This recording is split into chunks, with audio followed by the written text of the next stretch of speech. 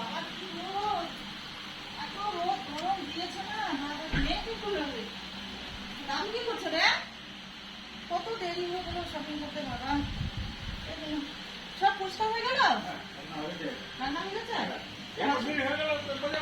বাজার করতে গেলে মার্কেটে দোকানে ঢুকলে একটা দোকানে যা ভিড়, কত দেরি হচ্ছে। রান্না টান্না হয়ে গেছে সব, বাসন টাসন কে মাজলো? মাসি আসছিল আজকে? মাসি আসেনি? এগুলো সব কে পরিষ্কার করলো?